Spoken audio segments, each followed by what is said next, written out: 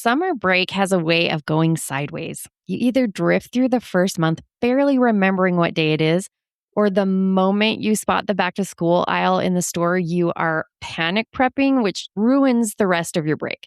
Either way, you start the new school year already depleted. This month in the club, you get the Tired Teacher's Summer Planner, a 5-stage system for designing a summer that actually restores you instead of one that just happens to you.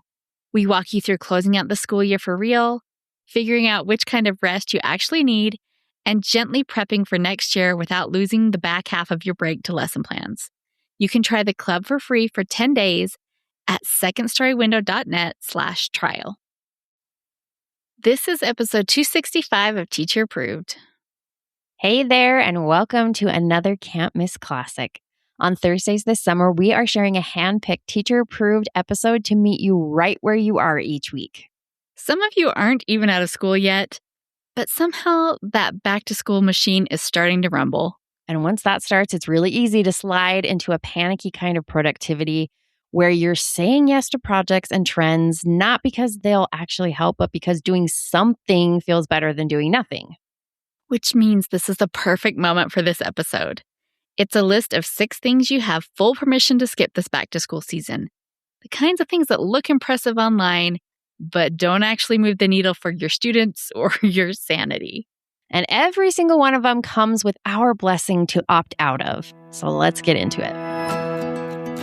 You're listening to Teacher Approved, the podcast helping educators elevate what matters and simplify the rest. I'm Heidi. And I'm Emily. We're the creators behind Second Story Window, where we give research-based and teacher-approved strategies that make teaching less stressful and more effective. You can check out the show notes and resources from each episode at secondstorywindow.net. We're so glad you're tuning in today. Let's get to the show. First, it's time for Try It Tomorrow, a favorite quick win that you can try in your life right away. Emily, what is our suggestion for this week? Well, for this week, why not try listing your wins for the day? At the end of the day or before you're up and going the next morning, make a list of all the things you got done in the day. If you're feeling the pressure that you're not doing enough, seeing a list of everything you are doing can be very freeing. And don't feel like you have to limit yourself to just the big stuff. Putting away the cereal that was left out or remembering to send an email. These are all accomplishments worth celebrating. You are doing better than you think you are. I used to do a wins journal and it really helped me. I should get back to that. I know. I was thinking I need to do that too. I have some good wins for today. I'm going to get out a notebook. If you like this idea or anything else we share here on the podcast, would you take a second and give us a 5-star rating and review on Apple Podcasts? Ratings and reviews are one way that new listeners find us, so every rating and review is a huge help to us. Over the years, Emily and I have created an extensive library of back-to-school products. To help you find the tools that will make the start of your new year easier, today we are spotlighting our first day and first week of school planning guide. We're really focused on helping teachers prep intentionally and not haphazardly. So we put together this guide to walk you step by step through how to create thoughtful, effective plans for your first week of school. A successful first day of school builds a powerful momentum that will carry you through the following weeks and months. This guide will help you create your own perfect plan for the first day of school and also show you how to extend that plan into the first week. Just think how awesome it will feel knowing that your first week is already planned, prepared, and ready to roll. So check out the show notes for a link to our first day of school lesson plan and planning guide. Now, I don't want to alarm anyone, but we are tiptoeing into July now. And that means if it hasn't already started, the BTS buzz is going to ramp up big time. Even as we speak, stores are stocking shelves full of notebooks and glue sticks and the cheap pencil boxes that will fall apart by October. You know the ones I mean. But we're not saying this to scare you. We want to prepare you. Right. We want you to have a plan so when the ads pop up on TV or you turn the corner at the store and find yourselves in front of the back-to-school aisles, you are prepared to face down the beast without panic. So in that moment, when it's hard to breathe and it feels like your stomach might drop out of your body, you need to calm the part of your brain that thinks you're in danger. Your eyes see notebooks, but your brain sees hungry tigers. Those notebooks are a threat to your safety, so your brain launches your survival reflexes. Now, obviously, Logically, we know we are not in danger, but our brains are wired to perceive threats, and thinking about school in July can feel very threatening. So take back some control by breathing deeply. This signals to your brain that you are not, in fact, about to be devoured by an ambush of tigers. And I think that is an awesome collective noun for the way that the back-to-school display might actually make you feel. I just learned something new today. I think that is a collective noun that I did not know, an ambush of tigers. I love it. But then you need to choose a loving phrase you can repeat to yourself. So maybe something like, this feels threatening and urgent, but it's not. Or, I am on track. I have all the time I need to get ready. Because we know this moment is coming, we can make a plan for how to respond when it inevitably happens. And we can also prepare for how to react to the other front of this back-to-school battle, social media pressure. Yes, if you follow any teacher accounts, lots of classroom content is headed your way soon. Not only might that trigger your fight or flight response, but in order to counter that panicky feeling, you might be tempted to do whatever you see that other teacher is sharing. Now, whatever you're seeing online might be a totally great idea, but when you jump into something because you feel alarmed, you're not choosing it because it is great. You're choosing it because any kind of action feels like an antidote to panic. It makes sense why we do this. The obvious answer to feeling out of control is to do something within your control, right? But this is where we run into problems. We see the teachers on our screens who seem prepared, who seem calm and ready to go. That is exactly how I want to feel. So surely if I just do what they're doing, I will also be prepared and calm and ready to go. And that sense of panic is so strong and so urgent. We don't always stop to think if doing those things will actually be the things that make us prepared. Then we spend lots of time and energy and money on projects that are not moving the needle. And guess what that does to your sense of panic once school is closer? It's not good. And that's how some of us end up in the doctor with rashes and ulcers and dislocated jaws. But not me. That one's you, Heidi. Well, thankfully, I did not do all of that in the same year. I like to spread out my stress injuries. Well, our hope for all of you is 0 doctor visits this back to school season. I mean, that is really just a good goal in general, but especially good during back to school season. So we're going to avoid that by handling our stress in more meaningful ways. One way we can do that is by recognizing that just because something looks amazing on social media doesn't mean it is fit for our classrooms. Okay, so we are going to channel all of the messaging we were taught in the 90s, and we're going to just say no to these 6 social media pressures. Let's start with the big one, the elaborate classroom theme. You know the ones. Rainforest retreat, outer space odyssey, 1950s diner, or whatever the latest trend TikTok has dreamed up. Themes like these can be incredibly fun. There's a huge wow factor at Meet the Teacher Night when everyone wants to poke their head in and see all of the fun decor. But decking out a classroom is also incredibly expensive, time-consuming, and often not sustainable. Yeah, a decked out room makes a big splash on day 1, but by October, your students won't even notice the palm leaves or the galaxy backdrop anymore. What will matter is how they feel in your classroom. Safe, welcome, and known. If a theme helps you get there and you love it, go for it. We would never tell you not to. But if it feels like something you have to do in order to keep up, give yourself permission to say no. Even if the teacher across the hall has literal vines hanging from the ceiling and your students ooh and ah as they walk past, you do not have to deck out your room. Your classroom is not a performance space. It's a place for real learning, real kids, and a real human teacher. And if you do feel guilty for keeping it simple, remind yourself that science actually backs you up on this. Studies have demonstrated that overly decorated spaces detract from student learning. Yeah, those elaborate themes can actually keep students from focusing on academic content, and they create an environment where the decorations are competing with learning objectives.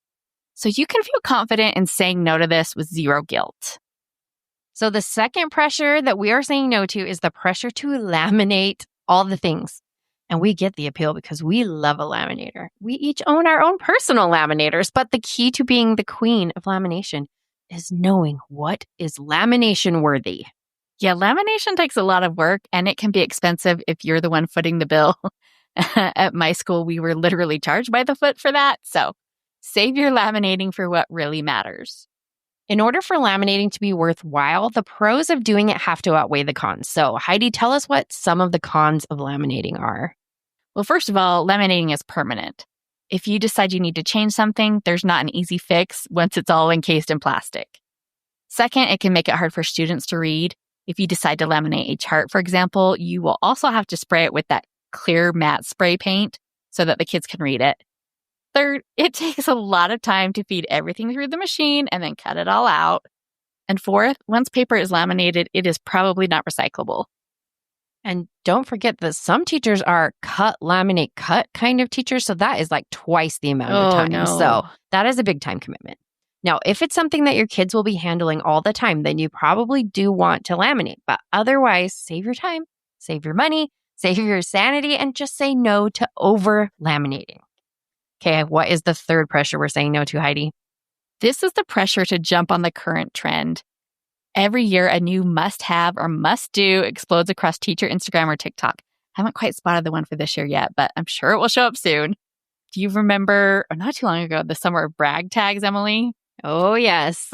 Or sticker stores, or elaborate reward menus, or investing in every conceivable form of flexible seating? It is easy to think, if I don't do this, my classroom won't be good enough. But the truth is that a lot of these trends are Band-Aids.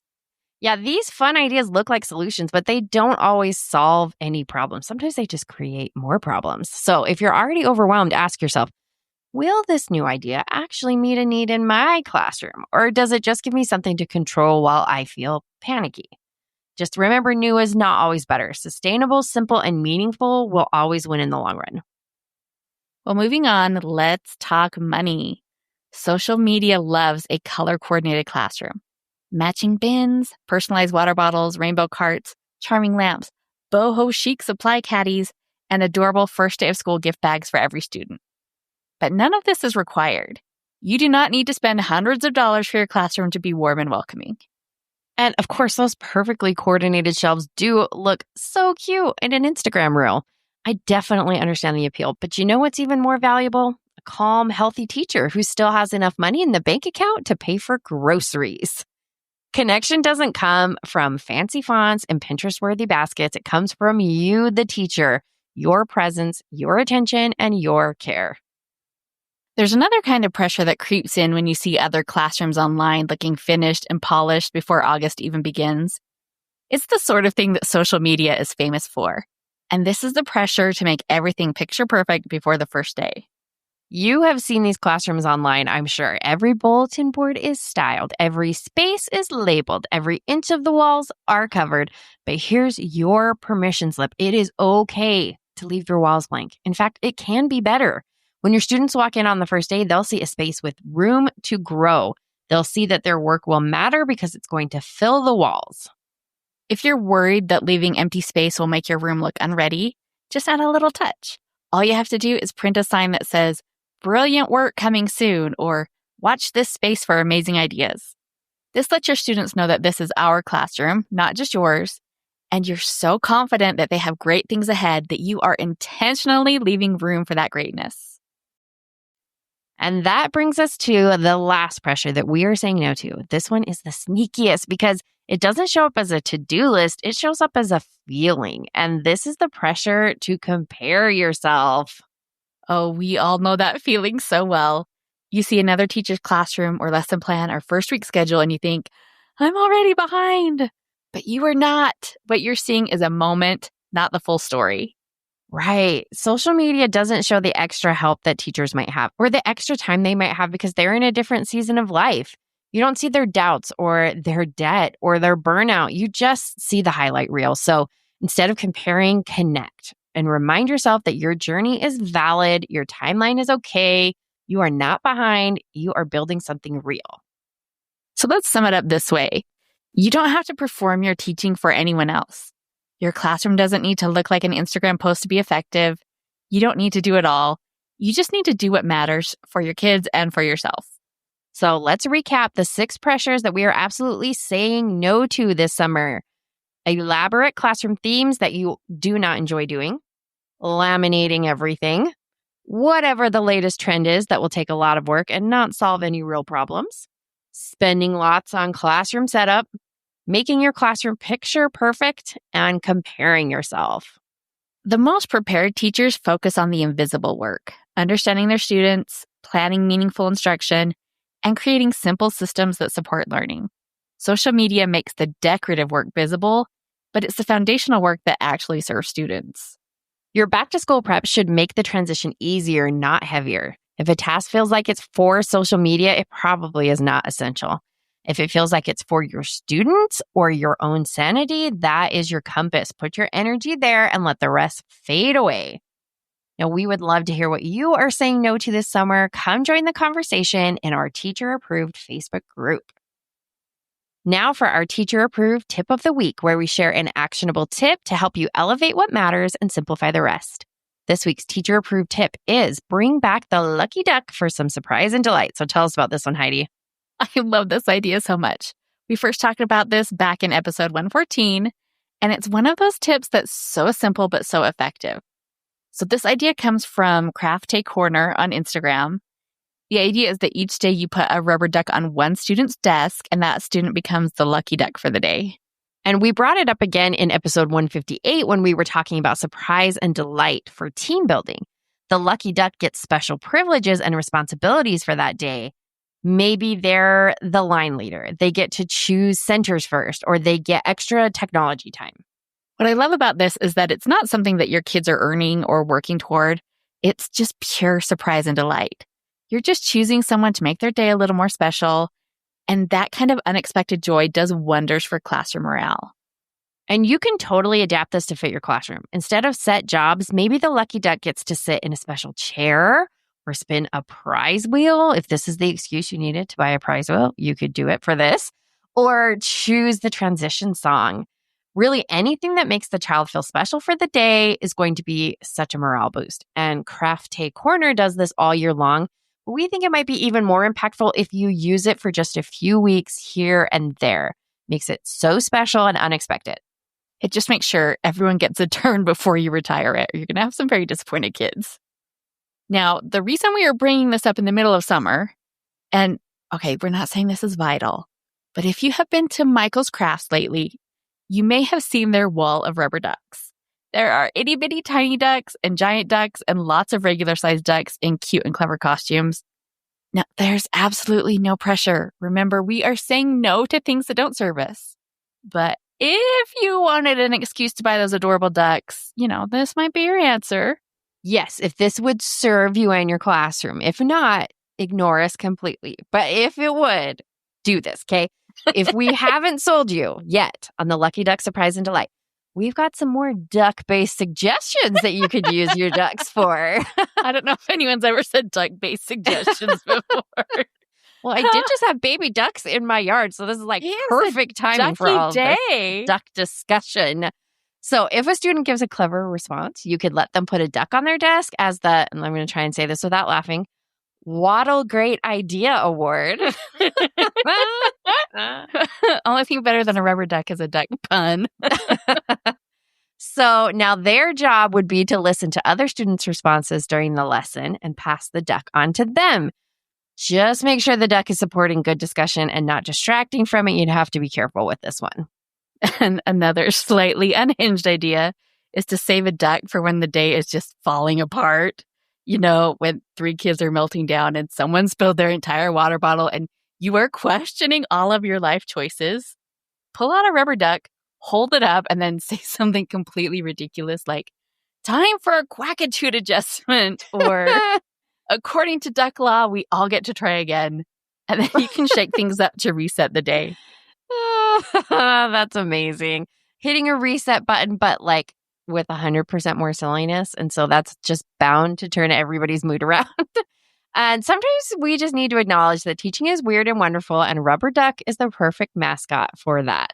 It's really such a small, pointless thing, but sometimes the smallest gestures make the biggest difference in how kids feel about being in your classroom. And also, if you ever find yourself in a situation where you need someone to help you justify a purchase, please reach out because we are your girls. It's like the dad from my Big Fat Greek wedding, and everybody can ask him about a word and say, how does this come from Greek? Well, we are that person for weird ideas. Tell us an idea and we will connect it to how you can use it in the classroom. I promise. We can come up with it. Bring it to the teacher approved Facebook group. We got you. to wrap up the show, we're sharing what we're giving extra credit to this week. Emily, what gets your extra credit? I'm giving extra credit to the book Colton Gentry's Third Act by Jeff Zentner. Zentner, maybe that's how you say it. Zentner. That's a mouthful. Yeah, a lot of consonants. It's about a former country music star who loses everything after speaking out about gun violence. And he ends up back in his hometown just like trying to figure out what to do next after he's basically been kicked out of country music. And this book has heartbreak and humor and second chances and just like a lot of heart. I think you could probably consider this a rom-com read, but it's from the male main character's perspective, which is unique and honestly probably not something I would usually go for, but I loved it. It felt really fresh and fun, and I'm still thinking about it, which is very rare. I usually finish a book and a week later, I can't even remember what it was about. So, well, that's a good recommendation. I have not even heard of this book. I think it just came out earlier this year, so it's newish. Okay, well, I'll have to give it a shot. What are you giving extra credit to, Heidi? I am giving extra credit to myself. I don't know if I've ever done that. I solved the stupidest problem, and I know it's really dumb, but I am so tickled with myself about this. Okay, tell me. So, I have been doing this thing the past few weeks where an hour after I go to bed, I wake up like dead out of my sleep, like, did I remember to take my bedtime pills? And I cannot remember. So then it's like, did it? Now you're probably thinking like, oh, Heidi, they have pill cases exactly for this, which I do use at bedtime for the pills that I take every night. But then sometimes I have to take, like my allergy pills I have to take depending on what the allergy situation is. So it varies from night to night. So I can't just have a set plan. I have tried to think this through. You need a plan, but it needs to be flexible. Yes. So what I decided was like, I needed something random. Remember, we love a random thing here. I could have got a rubber duck. That would have been perfect.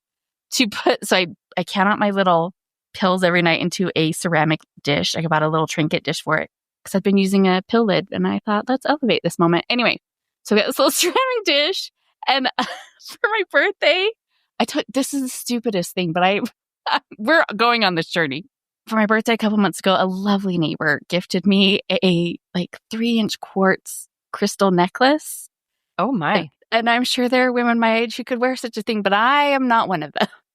So I've been like, what do I do with this giant pink quartz crystal necklace? So what I did is I took the crystal off the chain, and I put that. So when I count out my pills at night, I put the crystal in the dish. And then after I take my pills, I put the crystal away so I can remember. But this has worked out so well because it's turned into this whole sensory weird moment of the crystal's cold. So I have that input for my brain, and it makes a sound when it goes in the ceramic dish. I have that other input. So I'm having all the sensory input so I can remember that I did in fact take these dumb pills. So all of that is to say, if you have something that you are struggling to remember, give yourself a weird sensory cue that goes with it so that you can remember if you've done it or not. And, I've slept through the night, so I hope everyone else can too.